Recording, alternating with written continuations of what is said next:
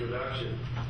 President Zimper has already extended greetings on behalf of the university family. I am just so happy and so pleased that you are here in our house this evening. Our house is your house, and I hope that we can keep this tradition alive as long as we possibly can. Every year that I come to this event, I walk away inspired. I walk away mindful of all the gifts that have been given to me. I walk away knowing that there are others who live far more courageous lives than I. You honor each one of us as we struggle to make our contributions. You inspire us to do what we do every day. So thank you so very much.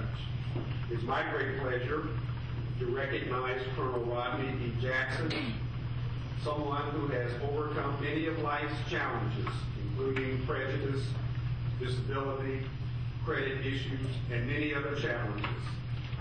Mr. Jackson has had opportunities to serve in the United States Army, to work in public safety as a police officer and firefighter.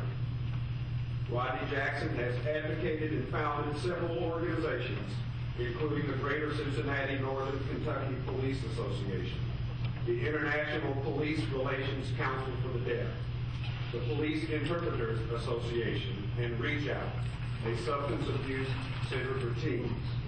Today, Mr. Jackson works as a disability civil rights advocate, and after several attempts, earned his college degree from Northern Kentucky University. At this moment, please turn your eyes to the screen to my right, and there will be a brief vignette recognizing this outstanding human being.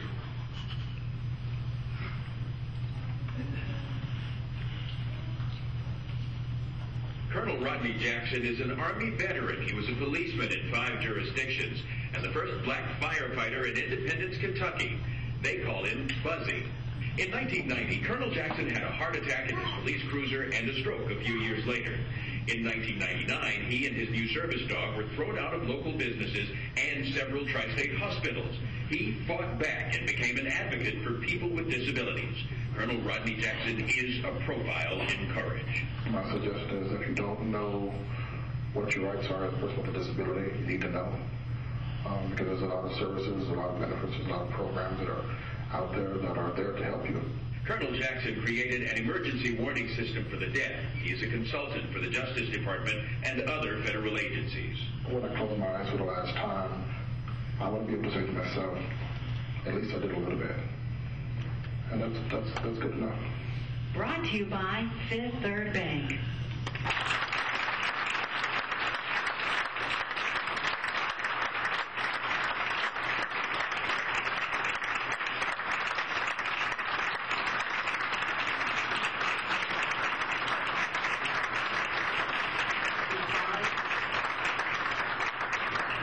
Please join me in welcoming Colonel Rodney Jackson. And is Ms. Michelle Clark with us this evening? Would you please join us as well?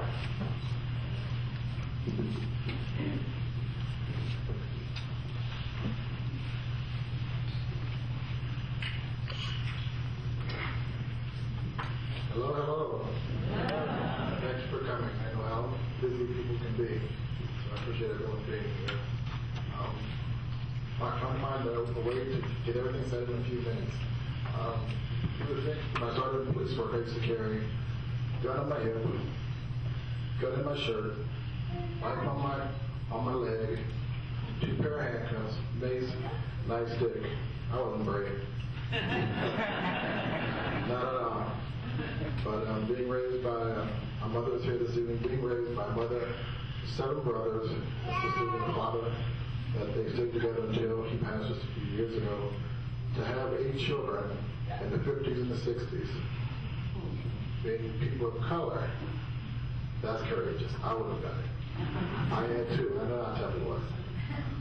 But going from being a police officer to being a disability advocate wasn't exactly something that I wanted to do at all. In 1990, my doctor prescribed my first service dog, which you see before you, his name is Lieutenant. Actually, I thought he was taking drugs. You want to prescribe? I laughed at him because I didn't know what the service dog was. And he said, I think the service dog would be good for you. And he literally prescribed with a prescription. The dog was even for me for 8 years. Lieutenant took care of me. Lieutenant took care of me. And he retired in August. And I just learned about a week ago that he has cancer. So his time is short. The second dog that you see here is his replacement. So I tell everyone, this is Tank, Lieutenant's black cousin. And he'll be filling in for him while Lieutenant serves out his retirement with his new adopted parents, his boy and his son Adam. But no, being courageous wasn't easy. Being courageous wasn't even part of my vocabulary. When police officers were called, you go into a Walmart, to a White Castle, Kentucky Fried Chicken, and you're sitting there thinking to yourself, I'm a retired police officer. And you want to throw me out because I have this dog that is sitting on his hindquarters being quiet. So I got angry.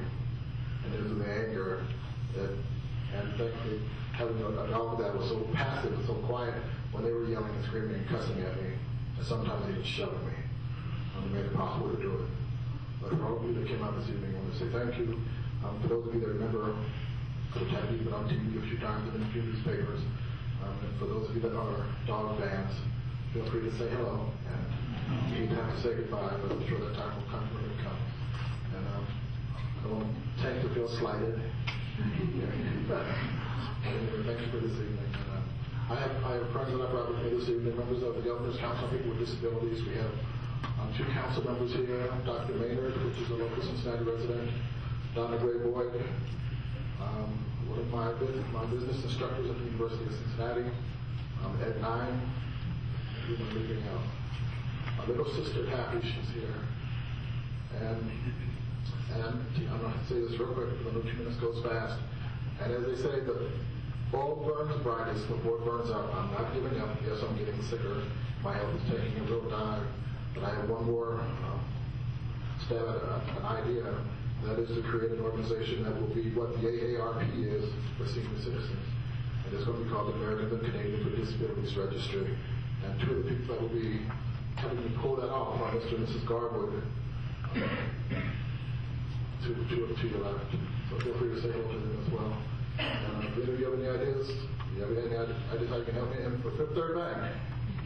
I lived in 3 retirement homes. And being 42 years old from 1995 until 2005, imagine what it's like to live in a retirement home. And I wanted to buy a home. I needed a retirement home. I needed a home. They were going to put me in a nursing home.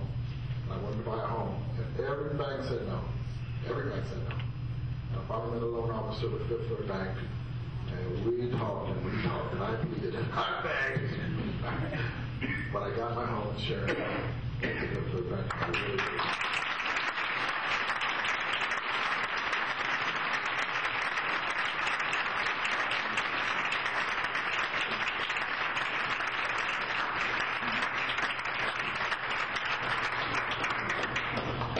Colonel Jackson, your humor, your wit, and your example is an inspiration to all of us here this evening. Thank you for being with us.